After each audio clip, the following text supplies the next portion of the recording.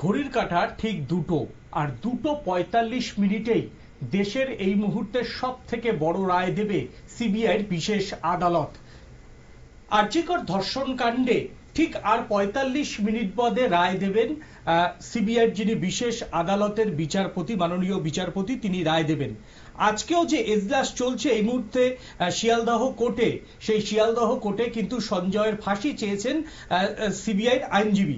অন্যদিকে এই মুহূর্তে জুনিয়র চিকিৎসকদের একটা বড় অংশ তারাও কিন্তু ফাঁসি চাইছেন। ইতিমধ্যে তারা তাদের যেখানে তারা ডিউটি করেন সেইখানে টেলিভিশনের পর্দাতে নজর রেখেছেন যে সঞ্জয়ের ফাঁসি হয় কি হয় না।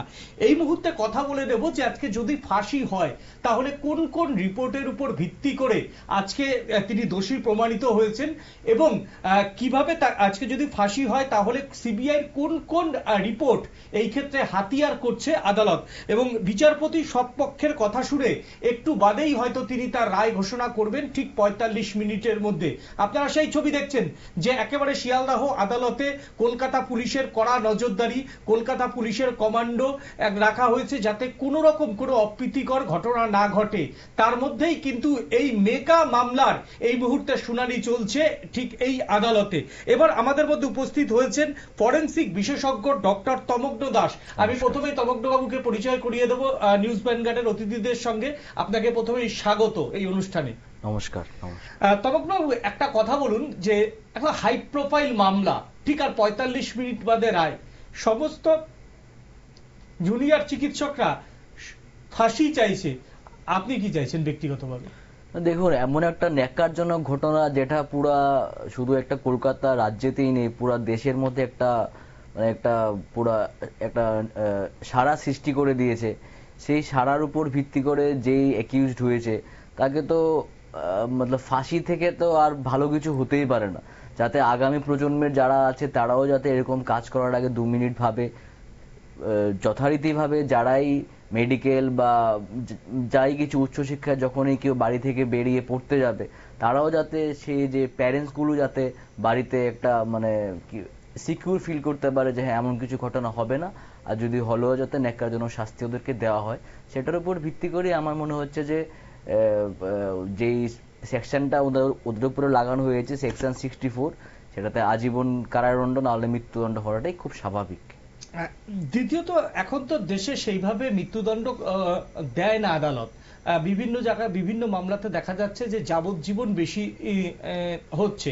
সেই জায়গাতে এত মানুষের মানে প্রত্যাশা, আজকে কিন্তু যিনি বিচারপতি, মাননীয় বিচারপতি, তার একটি কলমের দিকে কিন্তু গোটা 140 কোটি দেশবাসী তাকিয়ে। আপনার কি মনে হয় বিচার তিনি যখন রায়টা দেবেন তাকে তো জাজমেন্ট লিখতে হয়, কেন তিনি সেখানে মৃত্যুদণ্ড দিচ্ছেন, যাবজ্জীবন দিলে কেন দিচ্ছেন, তথ্য প্রমাণের ভিত্তি কি কি তথ্য প্রমাণ সবটাই কিন্তু তাকে জাজমেন্টের কপিতে লিখতে হবে। সেই জায়গাতে দাঁড়িয়ে তিনি যখন লিখবেন, আজকে লেখাটা তার কাছে কতটা চাপ, এবং তিনিও জানেন যে এই রায় দেওয়ার আগে তার কাছে একটা পাহাড় প্রমাণ এই মুহূর্তে চাপ রয়েছে গোটা দেশবাসী। সেই জায়গা থেকে এই হাই প্রোফাইল মামলা রায় দেওয়ার আগে কতটা মনস্তাত্ত্বিক চাপে থাকবেন? দেখুন, যে কোনো জাজ যখন জাজ হয় তখন যে কোনো ভার্ডিক্ট দেওয়ার আগে একটা পারিপার্শ্বিক চাপ তো থাকেই। আর যেহেতু এটা এতটাই হাই প্রোফাইল কেস যেখানে পুরো দেশ একজুট হয়ে গেছিল, তো কোথাও না কোথাও তো একটা মানে চাপ একটা থাকবেই।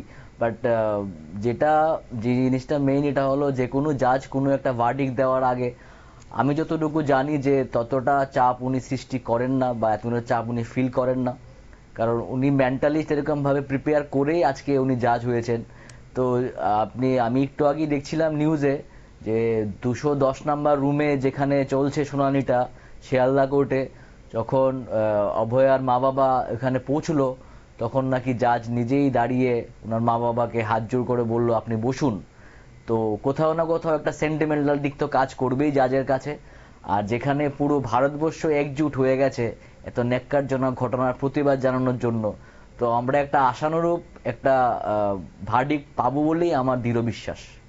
হ্যাঁ, এবার যেটা আমি আপনাকে প্রশ্ন করব, দেখুন দেশের বিভিন্ন চিকিৎসকদের যে CFSL রিপোর্ট, সেই রিপোর্টের অনুযায়ী তারা বলছেন যে নির্যাতিতা প্রতিহত করার চেষ্টা করেছিল।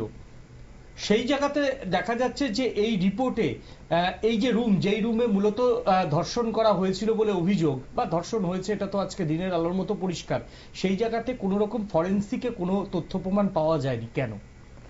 দেখুন, প্রথম কথা হলো গিয়ে আপনার যখন এই মানে ক্রাইম সিনটা হয় তখন অনেক পরে এটা সিএফএসএল এর কাছে গেছে, তার আগে এটা সিবিআই এর কাছে গেছে, সিবিআই থেকে এটা সিএফএসএল এর কাছে গেছে। সিএফএসএল মানে সেন্ট্রাল স্টেট ফরেন্সিক ল্যাবরেটরি, যেটা কলকাতায় আছে, সেখানে গেছে। তো ওই রিপোর্টে কিন্তু, অটোপসি রিপোর্টে কিন্তু একদম ক্লিয়ারলি লেখা আছে she has been killed with rape and murder. এটা কিন্তু অটোপসি রিপোর্টে পুরা মেনশন করা আছে। গলা টিপে মুখ বন্ধ করে শ্বাসরুদ্ধ করে ওনাকে মারা হয়েছে। এখন আপনি যে কথাটা বলছেন যে উনি প্রতিহত করেছিল, জেনারেলি যে কোনো মানে এরকম সুইসাইডাল ডেথ বলুন বা হোমিসাইডাল ডেথ বলুন, সেখানে ভিকটিম কিন্তু শেষ অবধি বাঁচতে চেষ্টা করে। It is very natural thing, এটা চেষ্টা করেই। আর সিএফএসএল এর কাছে যখন রিপোর্টটা মানে পৌঁছেছিল, ইট ওয়াজ টু লেট।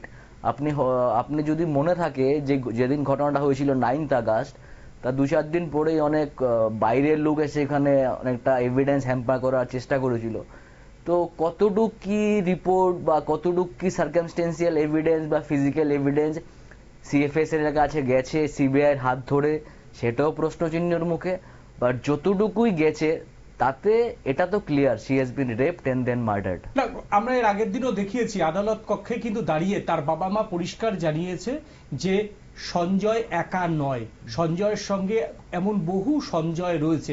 কিন্তু আপনার কি মনে হচ্ছে যে একজন ফরেনসিক বিশেষজ্ঞ হয়ে সিবিআই কিন্তু এই যে মৃতা যে চিকিৎসক, তার দেহ পায়নি, দেহের ফরেনসিক হয়নি, এবং পোস্টমর্টম রিপোর্ট এর আগের যারা মানে বেঙ্গলের যে ডাক্তার, তারা যে পোস্টমর্টম রিপোর্ট তৈরি করে দিয়েছিল, তার উপরই তাদের কিন্তু ভিত্তি করতে হয়েছে এই তদন্ত, কারণ সিবিআই এর কাছে তো বডি পায়নি সিবিআই। সেই জায়গাতে সিবিআই এই মামলা এগিয়ে নিয়ে যাওয়াটা কতটা টাফ ছিল? দেখুন, প্রথম কথা হলো এটা একজন ডাক্তার পোস্টমর্টম করেনি, একটা গ্রুপ অফ ডক্টর ছিল। এখানে এইমস কল্যাণীর একজন ডক্টর ছিল। আর পোস্টমর্টম রিপোর্টে বরাবরই লেখা আছে নিয়ার অ্যাবাউট 14টার মতো এক্সটার্নাল ইনজুরিজ পাওয়া গেছিল। তো সেখান থেকে আমরা একটা জিনিস মোটামুটি আপনি ভাবতে পারেন যে বলতে পারি, যেটা একটা মানুষের পক্ষে এতগুলো ইনজুরিজ করা, ব্লোজ দেওয়া, চশমা ভেঙে চোখে ঢুকিয়ে দেওয়া, তারপর hymen has been ruptured, blows, এখানে ব্রুজেস, এটা মানে জিনিসটা ইম্পসিবল না, but a bit quite impossible, সেটা বলবো। আর দেখুন, যেটা যখন সঞ্জয় রায়কে শনিবার দিন আদালত চত্বরে উঠানো হলো, সে যে কথাটা বরাবরই বলছিল, যে কথাটা আজকেও বলছিল, যে আমাকে কিন্তু ফাঁসানো হয়েছে, আমি কিন্তু জড়িত না, এবং আমাকে অনেক কিছু লেখানো হয়েছে, দিয়ে সাইন করানো হয়েছে।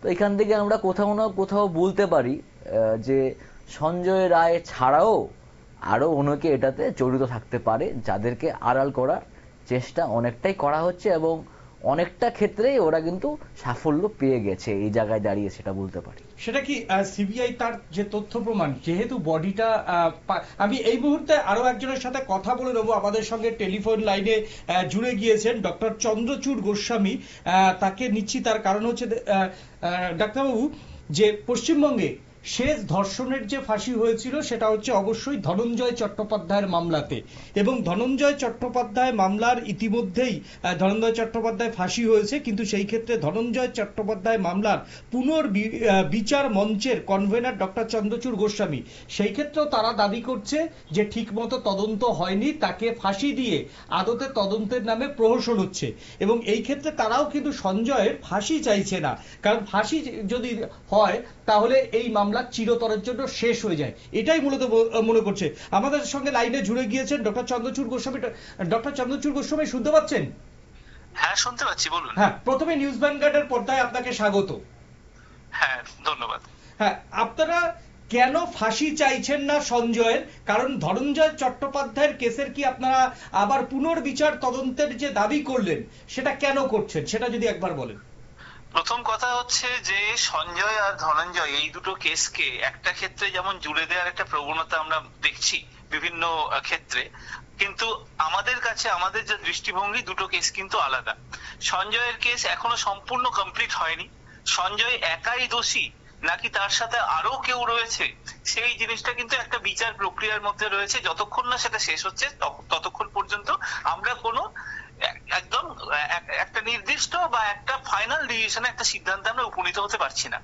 কিন্তু ধনঞ্জয়ের ক্ষেত্রে আমি বলবো, এটা হয়তো অনেকে শুনলে কি ভাববেন আমি জানি না, কোনো ধর্ষণ বা কোনো অত্যাচার বা কোনো প্রাণহানির সাথে এভাবে তুলনা করাই যায় না।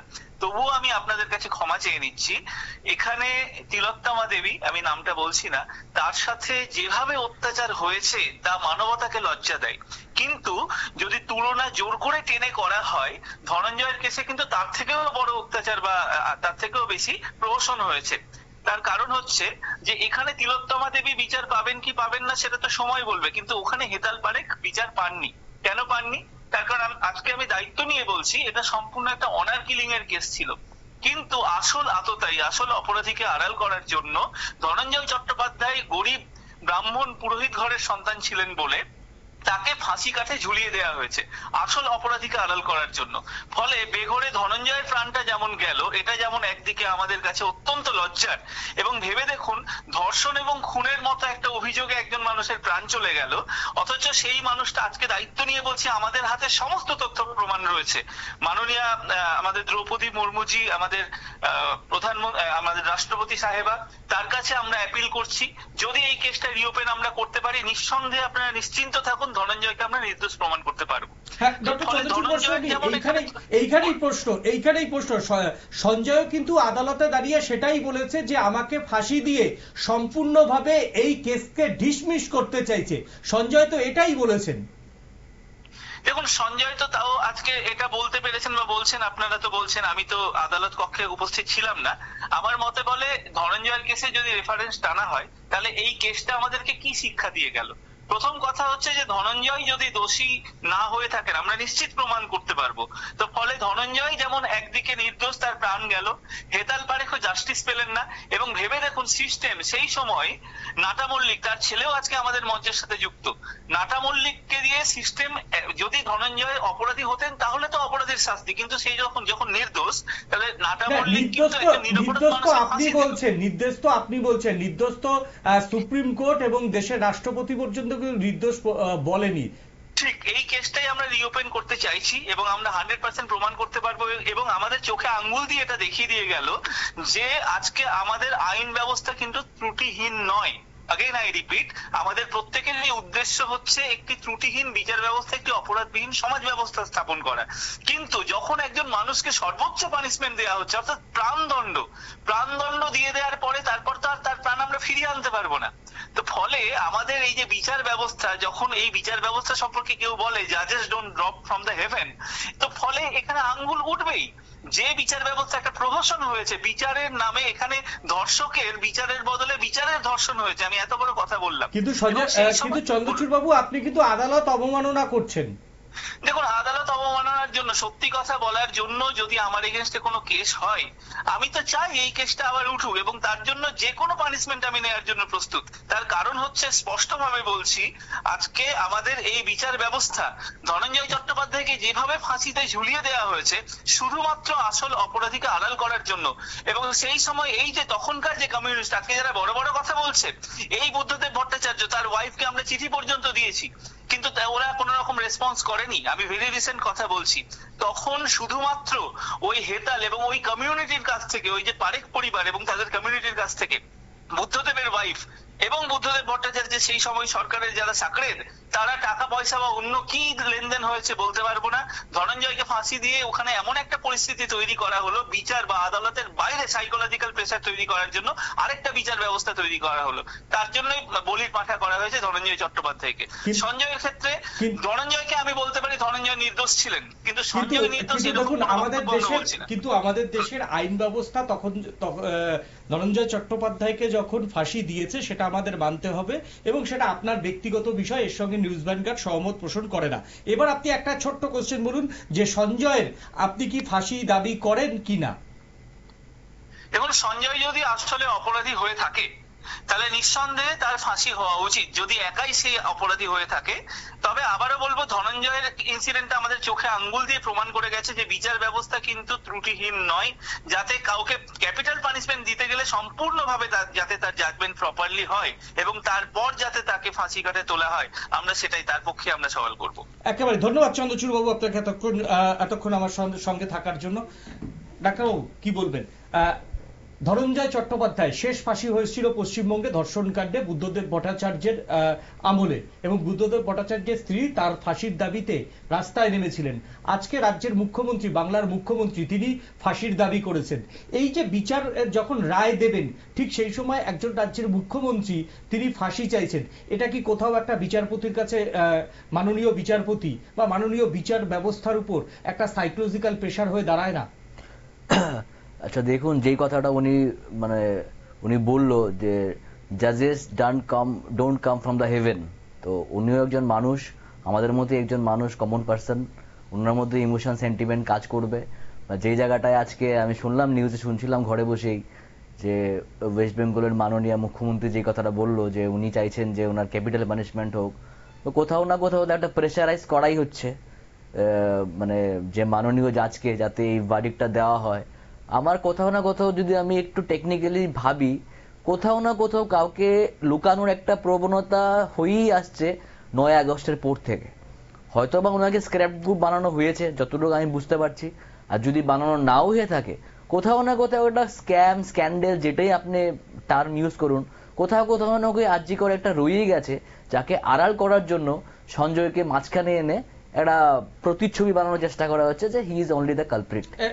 এখানে কিন্তু আজকেও তার বাবা মা পরিষ্কার জানিয়েছেন যে আমরা পুনরায় ময়না তদন্তের দাবি জানিয়েছিলাম, কিন্তু কলকাতা পুলিশ জোরপূর্বক দেহটা পুড়িয়ে দিয়েছে। সেই ক্ষেত্রে কোনো বাড়ির যারা অভিভাবিকারা, তাদের তো পোস্টমর্টম করার চাওয়ার কিন্তু অধিকার রয়েছে। সেই ক্ষেত্রে কলকাতা পুলিশ যেভাবে বডিটাকে জোর করে পুড়িয়ে দেওয়া হলো, কোথাও কি শুধুমাত্র এইটুকুর জন্য, একজন দাবি না মানার জন্য কলকাতা পুলিশের বিরুদ্ধে কেন মামলা হলো না? দেখুন, প্রথম কথা হলো, যখন ওনার পোস্টমর্টমটা করা হয়, তড়িঘড়ি করে ওনার বডিটাকে শ্মশান ঘাটে নিয়ে পুড়িয়ে দেওয়া হলো, সেখান থেকে কিন্তু একটা জিনিস ক্লিয়ার, যে তখন থেকেই পুলিশের কাছে একটা মেসেজ ছিল যে কোনো প্রকারই হোক, যাতে কেসটা এগোতে না পারে, এভিডেন্স যাতে না পাওয়া যায়, সেই এভিডেন্সটাকে হ্যাম্পার করার জন্য কিন্তু তড়িঘড়ি করে জিনিসটাকে পুড়িয়ে দেওয়া হয়েছিল। যদি আজকে জিনিসটাকে পোস্টমর্টম যেটা আপনি বলছেন সেটা যদি করা হতো, তাহলে কিন্তু অনেক কিছু এভিডেন্স আমাদের কাছেও থাকতো, সিবিআইয়ের কাছেও থাকতো, বা অন্যান্য যারা ইনভেস্টিগেশন এজেন্সি সবার কাছেই থাকতো। হ্যাঁ, আপনি যে কথাটা বললেন যে কলকাতা পুলিশের এগেইনস্টে কেন কেস করা হলো না, সেটা তো জনসাধারণ থেকে আরম্ভ করে অনেক যারা ওখানে প্রতিবাদ করছেন, অনেক ফ্রন্টের সাথে আমার কথা হয়েছে, প্রতিবাদ মঞ্চের সাথে কথা হয়েছে, ওদেরও একটাই প্রশ্ন, যে শুধু কলকাতা পুলিশ হাই কমিশনারকে সরিয়ে দিয়ে মমতা ব্যানার্জি এটাই প্রুভ করতে চাইলেন যে পুলিশ যথারীতিভাবে এটার সাথে যুক্ত নয়, হয়তোবা উনি যুক্ত ছিলেন, উনাকে সরিয়ে দেওয়া হয়েছে। বাট কোথাও না কোথাও ভাবে কলকাতা পুলিশের উপর একটা কেস হওয়া দরকার, যাতে করে বোঝা যায় ওরা তড়িঘড়ি করে কেন এই বডিটাকে পুড়লো, এবং পরিবারের যখন বললো যে প্রি পোস্টমর্টম করতে, সেটা কেন করতে দেওয়া হলো না। আপনার কি মনে হয় যে মমতা বন্দ্যোপাধ্যায় আজকে যে ফাঁসির দাবি হঠাৎ করে বললেন, তিনি তার আমলে কামদুনি কাণ্ড হয়েছে, তার আমলে রানাঘাট ধর্ষণ মামলা হয়েছে, তিনি দুটো কেসেই কিন্তু ফাঁসি চেয়েছিলেন, একটা কেসও ফাঁসি হয়নি। এই মুহূর্তে কামদুনি কাণ্ড সুপ্রিম কোর্টের বিচারাধীন বিষয়, আমি কোনো মন্তব্য করব না, কিন্তু কলকাতা হাইকোর্টে মমতা বন্দ্যোপাধ্যায়ের এই প্রশাসনই অভিযুক্তদের ফাঁসি দিতে পারেনি। দূরে ধরলাম ফাঁসির কথা, সেটা জাজের ব্যাপার, আদালতের ব্যাপার, কিন্তু যাবজ্জীবন দিতে পারেনি। সেই মমতা বন্দ্যোপাধ্যায় আজকে আবার হঠাৎ করে ফাঁসির দাবি করলেন। ডাল মে কুচ কালা হয়। দেখুন, আমি যাচ্ছি না পলিটিক্যাল ব্যাপারে কথাগুলো বলতে, বাট একটা লাইনেই বলবো, হিউপ্রোক্রেসি এট ইজ ভেরি হাইট। ঠিক আছে, যে জায়গায় উনি একটা বার এই কথা বলছেন, সেই জায়গায় আরেকটা আরেক কথা বলছেন। যখন মানুষের পায়ের নিচ থেকে মাটি চলে যায়, তখন মানুষ এরকম কথাই বলে। এখন উনি বুঝে গেছেন উনার এখন আর আগের মতো জনসমর্থন নেই। এই সিচুয়েশনে যদি উনি কথাটা না বলেন, আগামী যে চুনাव ইলেকশন আসছে, সেটাতে একটা প্রভাব পড়তে পারে। সেই দিকটা দিয়েই মনীষ চেয়ে উনি আগে থেকেই সেফ সাইড হয়ে খেলার চেষ্টা করছেন, যাতে করে পরে উনি বলতে পারেন যে হ্যাঁ, আমিও তো চেয়েছিলাম ওনার ক্যাপিটাল পানিশমেন্ট হোক। দ্বিতীয়ত আরেকটা কথা, সিবিআইয়ের এই মামলাটা, আপনি তো ফরেনসিক বিশেষজ্ঞ, সিবিআইয়ের এই মামলাটা কি সত্যি কিছু করার ছিল যখন সিবিআই তদন্ত হাতে নিয়েছে? দেখুন, যে কথাটা আমি একটু আগেও বলেছিলাম, যখন একটা ক্রাইম সিন হয়, ক্রাইম সিনটাকে ব্যারিকেড দিয়ে রাখতে হয়, যেটাকে বলা হয় ক্রাইম সিন ম্যানেজমেন্ট। যখন বডিটা হয়, যেটাকে পোস্টমর্টম করা হয়, পোস্টমর্টমের রিপোর্ট থাকে অনেক কিছু, এটা একজনে করা হয় না, একটা গ্রুপ অফ ডক্টরস থাকে, তারা পুরোটা রিপোর্ট লেখে। যখন in case of high profile cases, সব কেসে আমি বলছি না, যখন পোস্টমর্টমটা করা হলো, সাথে সাথে তড়িঘড়ি করে এটাকে পুড়িয়ে দেওয়া হলো, তারপর এর ঠিক উইদিন আই গেস 48 আওয়ার্সের মধ্যেই বাইরে থেকে কিছু মানে গুনস ঢুকে পুরো ক্রাইম সিনটাকে পুরো মানে তছনছ করে দিল। তো দেখুন, আমি বলছি না যে কিছুই অসম্ভব না, but it really becomes quite challenging also যে কোনো ইনভেস্টিগেশন এজেন্সির জন্য, যে ওই জায়গা থেকে ক্রাইম সিনে গিয়ে এতগুলো তখন অলরেডি ফুটপ্রিন্ট হয়ে গেছে, সেই জায়গা থেকে ব্লাড, স্যালাইভা, সিমেন্ট যাই থাকে সেটাকে কালেক্ট করা, ডিএনএ অ্যানালাইসিস করা, বা যদি কোনো সার্কামস্টেন্সিয়াল এভিডেন্স থাকে সেটাকে তুলে স্টোর করে সেটাকে আবার প্রসেসিং করা, এটা কোয়াইট ডিফিকাল্ট হয়ে যায় আফটার 48 আওয়ার। আর যখন সিবিআই কেসটা পেয়েছে তখন already 90% evidence has already been hampered, 10%-এর উপরে কাজ করছে। তো আমি বলবো 10%-এর উপরে কাজ করেও আজকে যে জায়গায় সিবিআই রিপোর্টটা দিল is really appreciable, is really appreciable. হ্যাঁ, দেখুন, আর রাজ্য পুলিশ, মমতা বন্দ্যোপাধ্যায় যে পুলিশের কথা বলছেন, সেই পুলিশের আধিকারিকরাই একটা সময় কামদুনি কাণ্ডের, মূলত কামদুনি কাণ্ডের মানে তদন্তের সঙ্গে ছিলেন মিস্টার সুপ্রতিম ঘোষ, আমি নাম করে বলছি একেবারেই, তিনি ছিলেন সেই সময়, মানে তার জুরিসডিকশন ছিল, তিনি ছিলেন বলতে তার জুরিসডিকশন ছিল। এবার আমি যদি দেখি যে রানাঘাট ধর্ষণ কাণ্ডে সেই সময় দায়িত্ব দেওয়া হয়েছিল আজকের যিনি ডিজিপি রাজীব কুমারকে, এখনো পর্যন্ত ফাঁসি দিতে পারেনি। আর সেই মমতা বন্দ্যোপাধ্যায় আজকে যখন ডিজিকে পাশে নিয়ে বলছেন আমি ফাঁসির দাবি করছি, এটা কতটা হাস্যকর। না, যে কথাটা আমি একটু আগে বললাম, ইতিমধ্যেই উনি একটু আগে আমি শুনছিলাম নিউজে বলছিল যে আমিও ফাঁসির দাবি চাইছি, যারা রেপিস্ট ওদের কোনো মানে ধর্ম হয় না, এই হয় না, সেই হয় না, উনি বলছিল। তো যে কথাটা আমি একটা লাইনই বলে দিলাম যে হিপ্রোক্রেসি এট ইজ ভেরি হাইট। তো উনি নিজেই জানেন না উনি কখন কি কথা বলছেন বা কোন জায়গায় গিয়ে কি কথা বলছেন। তো উনি যেই কথাটা আপনি বললেন কামধেনু কথাতে উনি একটা কথা বলছেন, যখন অভয়ের কাণ্ডে উনি একটা কথা বলছেন। তো ওই যখন উনি বুঝে যাচ্ছেন যে ওনার জনসমর্থন ধীরে ধীরে কমে আসছে, আর এটা একটা অভয়াকাণ্ড আজকে শুধু কলকাতার মধ্যেই সীমাবদ্ধ নেই, আমরা সবাই দেখতে পেরেছি পুরো দেশ জুড়ে যা একটা আলোড়ন সৃষ্টি হয়েছে। সেখান থেকে একটা জিনিস তো ক্লিয়ার যে মমতা ব্যানার্জির উপরে অনেক পলিটিক্যাল প্রেশার না থাকুক, মেন্টাল প্রেশার অফকোর্স আছেই। তো সেই মেন্টাল প্রেশার থেকে একটু যদি বেরিয়ে আসা যায়, মানুষের একটু সমর্থন পেয়ে একটু পজিটিভ রেসপন্স করে, উনি সেটাই করছেন।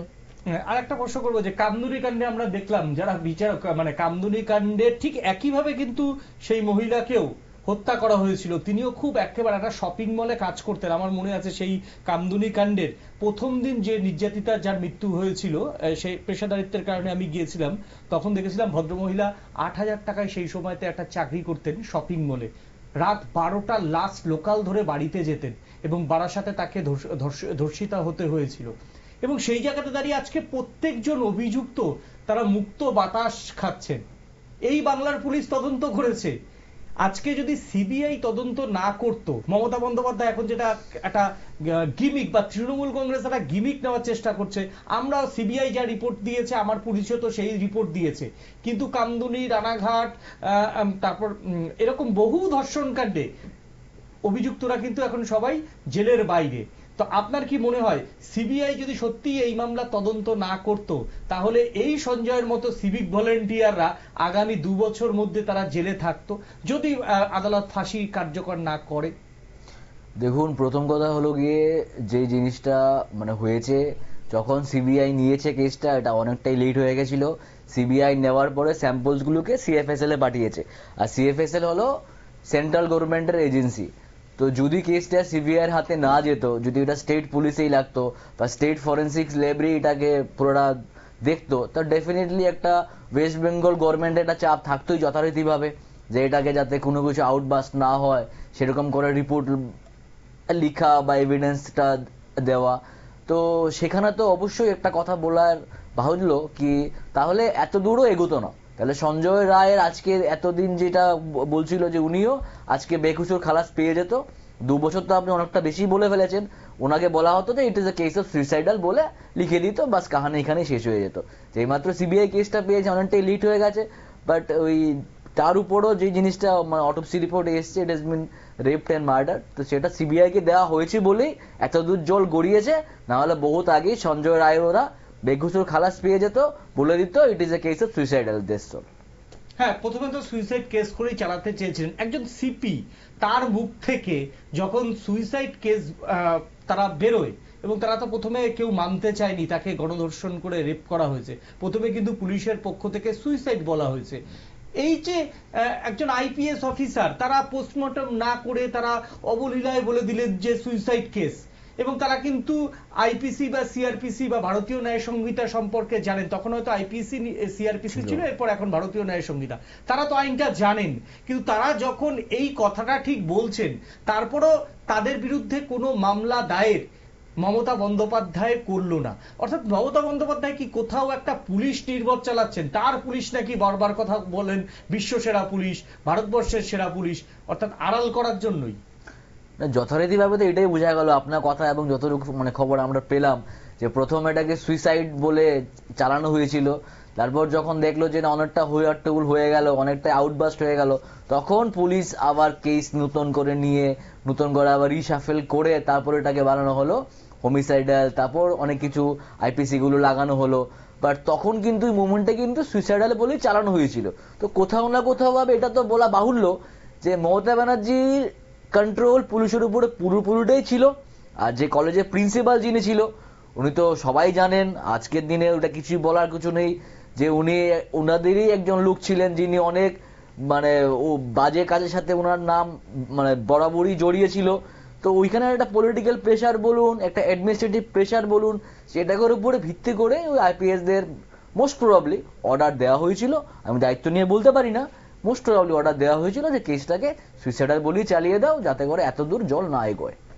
আজকের এই যে যদি ফাঁসি হয় শেষ পর্যন্ত, দেখুন ডাক্তারদের, চিকিৎসকদের বা তার সহকর্মীদের একটা আবেগ তো আজকে কাজ করবেই। হ্যাঁ, সেই জায়গাতে দাঁড়িয়ে যদি আজকে ফাঁসি হয়, তাহলে এই যে জুনিয়র চিকিৎসকদের একটা বড় আন্দোলন, যে আন্দোলনে অনেক জুনিয়র চিকিৎসকরা কিন্তু এখন সরকারের রক্তচক্ষুর শিকার হচ্ছে, সেটা কিন্তু জুনিয়র চিকিৎসকরা বারবার বলছেন। আজকে যদি ফাঁসি হয় তাহলে তাদের কতটা সাফল্য? ডেফিনেটলি আজকে যদি ফাঁসি হয় এটাতে ওদের 100% সাফল্য থাকবেই। কিন্তু বরাবর ভাবে এটাও ঠিক যে এটার সাথে যারা জড়িত ছিল ওদের সবাই যদি ফাঁসি হয়, তাহলে আমি বলবো যে এটা আন্দোলনটা পূর্বাঙ্গ ভাবে সাফল্য পেয়েছে। আজকে যদি সঞ্জয় রায়ের শুধু ফাঁসি হয়, তাহলে আমি বলবো না যে 100% সাকসেসফুল হয়েছে। যারা যারা জড়িত ছিল সেই সবাই যদি ফাঁসি হয়, তাহলে আমি বলবো যে এতদিন ধরে চলা, যে 9 আগস্ট থেকে যে চলা, আজকে কমাস 5 মাস 11 দিন পরে যে এই ভার্ডিক্টটা হচ্ছে, বা আগামী দিনে যদি সবাই ফাঁসি হয়, তাহলে আমি বলবো যে জুনিয়র চিকিৎসকদের যে এতদিনের লড়াই, সেটা পুরোপুরি ওরা সাফল্য পেয়েছে। একদম শেষ কোশ্চেন করব, আজকেও আদালতে দাঁড়িয়ে বিচারপতির সামনে না হলেও আদালতের প্রবেশ করার সময় বলেছেন এই কাণ্ডের সঙ্গে আরো মাথারা যুক্ত রয়েছেন, এবং মিনিমাম 10 থেকে 12 জন যুক্ত রয়েছেন বলে কিন্তু তার পরিবারের পক্ষ থেকে দাবি করা হয়েছে। এবং সিবিআই এই মামলাতে সেইভাবে কিছু করেনি বলেও তার বাবা জানিয়েছেন, এবং তাদের মূলত যুক্তি ছিল যে সিবিআই এই মামলায় তড়িঘড়ি একটা শাস্তি দেওয়ার একটা মানসিকতা জন্মে গেছিল, তার জন্য তারা সঞ্জয় রায়কে শাস্তির জন্য সমস্ত চেষ্টা করেছেন, এই কথা তার পরিবার থেকে বলেছেন। এবং সেই জায়গাতে তার পরিবারের যে বক্তব্য, সঞ্জয় রায় অবশ্যই যুক্তি ছিল তার ফাঁসি হোক, তার ফাঁসি তার বাবা মাও চাইছে, কিন্তু আরো সঞ্জয় রয়েছে, আদালতের বাইরে দাঁড়িয়ে বলেছেন। এবং এই কথা যখন বিচারপতির মাননীয় যিনি বিচারপতি তার কানে যায়, এবং এজলাসের মধ্যেই বিচারপতি নির্ভয়ার বাবা মাকে বসতে বলেন, কি বলবেন? দেখুন, একজন ফরেন্সিক বিশেষজ্ঞ মানে হয়ে যদি বলি, এটা বলবো যে কাউর কথার উপরে ভিত্তি করে আমি কোনো কথা বলতে এখানে রাজি নই। অভয়ার পরিবারের জন্য আমার সমবেদনা সবসময় ছিল, আগামী দিনেও থাকবে। কারণ ওরা যে কথাটা বলছে যে আরো 10 থেকে 15 জন ছিল, বাট যেই স্যাম্পলস গুলি পাওয়া গেছে আর যেগুলো পোস্টমর্টমে লেখা আছে, সেটার উপরে ভিত্তি করে আমরা বলতে পারি যে মোর দেন 3 or 4। এটা হতে পারে 5 জন, হতে পারে 6 জন, হতে পারে 10 জন। এক্স্যাক্টলি কজন ওইখানে ছিল ওই মোমেন্টে ওই সিনে, কজন ওই ক্রাইম সিন ম্যানেজমেন্টটা করেছে বা ওই জায়গাটাতে ইনসিডেন্টে ছিল, সেটা বলা কোয়াইট ডিফিকাল্ট এই পজিশন থেকে। বাট হ্যাঁ, এটা আমি বলতে পারি যে কোনো যে ঘটনাটা হয়েছে সেটার সাথে এভিডেন্সের উপরে ভিত্তি করে যদি আমি বলি, একজন না একজনের অধিক লোক জড়িত থাকার সম্ভাবনা খুবই প্রবল। যে সিমেন্টসগুলি পাওয়া গেছে, যত গ্রাম পাওয়া গেছে, সেটা কি একজন মানুষের পক্ষে সম্ভব? 151 গ্রাম পাওয়া গেছে যতটুকু আমি জানি, এক্সটার্নাল আর ইন্টারনাল মিলে। দেখুন, এখন এটা মানে যদি জিনিসটা বলতে লাগবে যে এটা কি ব্লাডের সাথে মিক্স ছিল কি ব্লাডের সাথে মিক্স ছিল না। যখন হাইমেন রেপচার হয়েছে, সিমেন্টটা যদি ব্লাডের সাথে মিক্স হয় তাহলে 151 গ্রাম ইজ ফাইন, হতে পারে। আর যদি এটা ব্লাডের স্যাম্পল সাথে মিক্স না হয়ে থাকে, যদি অনলি সিমেন্ট হয়, তাহলে একজন পক্ষে এতটা স্যাম্পল থাকা ইজ নট পসিবল। যদি ব্লাড স্যাম্পল এখানে মিক্স হয়ে থাকে, কারণ পোস্টমর্টম রিপোর্টে বরাবরই লেখা আছে যে ভ্যাজাইনা হ্যাজ বিন রেপচার্ড, তো রেপচার্ড যদি হয়ে থাকে there will be bleeding, internal bleeding হবে। এটা যদি যখন স্যাম্পলটা নেওয়া হয়েছে তখন যদি ব্লাড স্যাম্পলের সাথে মিক্স হয়ে থাকে, তখন যদি 151 গ্রামস ওয়েট করা হয় এক্সটার্নাল আর ইন্টারনাল জেনিটাল অর্গানস, তখন এটা স্বাভাবিক। যদি ব্লাড স্যাম্পল মিক্স না হয়ে থাকে, শুধু অনলি সিমেন্ট যদি পাওয়া যায়, তাহলে এটা ইম্পসিবল টু সে, এটা শুধু একজনেরই হতে পারে। কিন্তু এই কথাটাই কিন্তু কলকাতার একজন বিশেষজ্ঞ চিকিৎসক ডক্টর কুণাল ঘোষ, না মার্জনা করবেন কুণাল সরকার, তিনি বলেছিলেন, যার জন্য কলকাতা পুলিশ জেরার মুখে তাকে পড়তে হয়েছে। পরে অবশ্য কলকাতা পুলিশ তাকে জেরা করার সাহস দেখায়নি, কারণ হচ্ছে হি ইজ একজন বিখ্যাত চিকিৎসক। কি মনে হয়? দেখুন, কোন চিকিৎসক যেহেতু কথাটা বলছে, তো কিছু না কিছু বুঝেই, কিছু না কিছু সায়েন্টিফিক তথ্যের উপরেই কথা বলবে। ডক্টর কুণাল সরকার কিন্তু একজন প্রথিতযশা হৃদরোগ বিশেষজ্ঞ। আচ্ছা, ওকে। তো যেহেতু উনি কথাটা বলেছে, উনি কথাটা কোনো রিপোর্ট বা তথ্যের উপরে ভিত্তি করেই কথাটা বলেছে। এখন আমিও যে কথাটা বলছি, কথাটা আমি রিপোর্টে যা লেখা আছে সেটার উপরই কথা বলছি। আমি মনমর্জি বা আপনার কথা শুনে বা XYZ কথা শুনে আমি কিছু বলতে পারবো না। তো যেটা রিপোর্টে লেখা আছে যে 151 গ্রামস, সেখানেও কিন্তু পোস্টমর্টম রিপোর্টে কিন্তু ক্লিয়ারলি মেনশন করা নেই। পোস্টমর্টম রিপোর্টে কিন্তু অনেক ঘাটতি ছিল। আমরা যদি স্টেজ বাই স্টেজ দেখি, ক্লিয়ারলি কিন্তু কিছুই লেখা ছিল না, সামথিং ওয়াজ মিসিং ছিল লেখা। 151 grams was cement found। এইটাই তো প্রশ্ন, যে কেন তাহলে লেখা থাকবে না? প্রশ্নটা তো এইখানেই, যে 151 গ্রামের যেটা বলা হয়েছে সেটা রক্তের সঙ্গে মেশানো না, সেটা শুধু সেটাই যদি লেখা থাকতো, তাহলে তো চিত্রটা সাধারণ মানুষের কাছে পরিষ্কার হয়ে যেত। তার মানে যারা তৈরি করেছেন এই গোটা পোস্টমর্টম রিপোর্টটা, তারা তৈরি করেছেন, তারা কোথাও কি একবারে কলম চালানোর আগে আইনের ফাঁকটা রেখে গেছেন? এটা এখান থেকে বলা তো খুবই ডিফিকাল্ট অ্যাকচুয়ালি, বাট আমার মনে হয় না কোনো একজন পোস্টমর্টম অ্যানালাইসিস যারা করে, যে চিকিৎসকরা আছে, ওরা কোনো বাইরের মানে এক্সটার্নাল এনভায়রনমেন্টের উপরে মানে ইনফ্লুয়েন্সড হয়ে কোনো রিপোর্ট দেয়। বাট কোথাও না কোথাও যদি আপনি আমাকে জিজ্ঞেস করুন, আমি বলবো যে যদিও কথাগুলো অন ক্যামেরাতে বলা ঠিক না, হতে পারে 1 to 2% ডেভিয়েশন কখনো কখনো হয়। তাহলে নির্ভয়ার ক্ষেত্রে যে কেসটা হয়েছিল, দেখুন রিপোর্টের সময়তে একজন ম্যাজিস্ট্রেট কিন্তু এই মামলায় থাকা উচিত ছিল, সেই সঙ্গে তার কিন্তু পুরো ভিডিওগ্রাফি থাকা উচিত ছিল। সেটা না, কোনো ভিডিওগ্রাফি তো করা হয়নি যতটুকু আমি জানি। ভিডিওগ্রাফি পরে করা হয়েছিল বোধহয়। পোস্টমর্টমের সময় ভিডিওগ্রাফি করা হয়েছিল, কিন্তু ভিডিওগ্রাফিটা কাউকে দেওয়া হয়নি। আর যেই পোস্টমর্টমটা করা হয়েছিল সেটা আবার রিঅ্যানালাইসিস করে একটা টিম বানিয়ে আবার করা হয়েছিল, যতটুকু আমার কাছে খবর আছে। সেই টিমের মধ্যে একজন আমাদের এইমস কল্যাণীর একজন ফরেন্সিক ডক্টরও ছিল। কিন্তু ভিডিওগ্রাফি যে কথাগুলো আপনি বলছেন, দেখুন এই কথাগুলি প্রথম থেকেই ক্লিয়ার থাকতে হয় যে উপর লেভেল থেকে যদি অর্ডার আসে যে কোনো হাই প্রোফাইল কেসে, পোস্টমর্টমের সময় ভিডিওগ্রাফি মাস্ট। আর কি আফটার সানসেট করা যায় না। এই কেসে এটা সানসেটের পরেই করা হয়েছিল, আপনি জানেন কিনা আমি জানি না। সানসেটের পরে ঠিক আছে, যে কোনো পোস্টমর্টমটা সানসেটের পরেই করা হয় না, কারণ সানসেটের পরে করা হলে অনেক কালার চেঞ্জ গুলো বোঝাটা খুব ডিফিকাল্ট হয়ে যায়। বাট কোনো হাই প্রোফাইল কেসে খুব রেয়ার থাকে, 1:1000 থাকে, আরো বেশি হতে পারে, যেটা করা হয়। কারণ সানসেটের পরে কেন করা হয় না? সানসেটের পর যদি করা হয়, অনেকগুলো কালার চেঞ্জ বা আমরা যে অর্গানের স্যাম্পলস গুলো নেই, এগুলো চেঞ্জ হতে থাকে, স্নায়ুগুলো নিস্তেজ হয়ে যায়, তখন এগুলো সানসেটের পর নেওয়া হয় না। কিন্তু এই কেসে কিন্তু এটা সানসেটের পরে পোস্টমর্টমটা করা হয়েছিল। তারপরে এইরকম অনেক না জানা প্রশ্ন এখনো কিন্তু উত্তর মেলেনি, তার মধ্যেই সঞ্জয় আজ বিচার, হয়তো আর 5 থেকে 10 মিনিট বাদেই এই মেগা মামলার রায় ঘোষণা করবে সিবিআইয়ের বিশেষ আদালত। সাধারণ মানুষের একটা বড় অংশ কিন্তু সঞ্জয়ের ফাঁসি চাইছেন, কারণ তাদের রাগ আছে, ক্ষোভ আছে।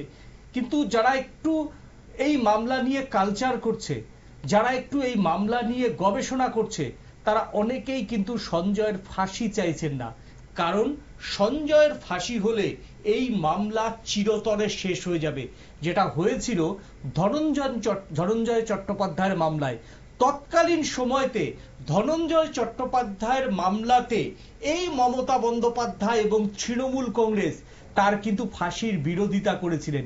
সেই সময়তে তৃণমূল নেত্রী মমতা বন্দ্যোপাধ্যায় বারবার করে বলেছিলেন অনেক কিছু লোকাতে এই ধনঞ্জয়কে ফাঁসি দিয়ে দিচ্ছে বুদ্ধদেব ভট্টাচার্য, এবং সিপিএম কে এবং মীরা ভট্টাচার্যকে পার্সোনালি তাদের কমিউনিটি কাজে লাগিয়ে মীরা ভট্টাচার্যকে তড়িঘড়ি রাস্তায় নামানো হয়েছে যাতে একটা জনমত গঠন করা যায়। কে বলেছিলেন? মমতা বন্দ্যোপাধ্যায়। সেই সময় পশ্চিমবঙ্গের যাকে অগ্নিকণা বলা হতো। আর সেই অগ্নিকণাই যখন আজকে অ্যাডমিনিস্ট্রেশনে গেলেন, সেই অগ্নিকণাই কিন্তু আজকে তিনি মামলার রায়দানের আগে একজন সিএম এর মতো গুরুত্বপূর্ণ পোস্টে বসে তিনি ফট করে বলে দিলেন যে আমি ফাঁসি চাই। মমতা বন্দ্যোপাধ্যায় একজন মানুষ, তিনি একজন হিউম্যান বিং, তিনিও একজন মহিলা, ফাঁসি চাইতেই পারেন, সেটা তারও কিন্তু মানবিকতার দিক থেকে তারও নিশ্চয়ই একটা অধিকার আছে। কিন্তু কুর্সিতে বসে এইভাবে এই মামলার বিচারের ঠিক 2 ঘন্টা আগে তিনি এই প্রশ্নে বা এই প্রশ্নের উত্তর, ফাইনাল উত্তর তিনি দিতে পারেন কিনা? পারে? একদম শেষ প্রশ্ন। যে কোনো ভার্ডিক্ট হওয়ার আগে এত উপর পজিশনে থাকা কোনো ব্যক্তি, একটা রাজ্যের মাননীয় মুখ্যমন্ত্রী, এটা দেওয়াটা শুভ না বলে আমি মনে করি। এগুলো দিলে একটা পলিটিক্যাল প্রেশার হয়ে যায়, যে কোনো ক্ষেত্রে তখন ভার্ডিক্টটা হ্যাম্পার হওয়ার চান্স থাকে। একেবারেই আপনারাও শুনলেন বিশিষ্ট চিকিৎসক, তিনি ফরেনসিক বিশেষজ্ঞ, তিনিও বলছিলেন যে মুখ্যমন্ত্রী, অবশ্যই মুখ্যমন্ত্রী একজন মানুষ, তিনি একজন মহিলা, তারও আবেগ থাকতে পারে, এই বিষয়ে কোনো সন্দেহ নেই, তিনিও তো আফটার অল একজন মানুষ। কিন্তু তার আবেগটা আজকের দিনে কোথাও একটা কন্ট্রোল করা উচিত ছিল, কারণ এই মামলা কিন্তু আগামী দিনে হাইকোর্টে অবশ্যই যাবে। আমি বলতে পারি যে হাইকোর্টে যাবে, এবং তারা যদি চায় যেতে পারে।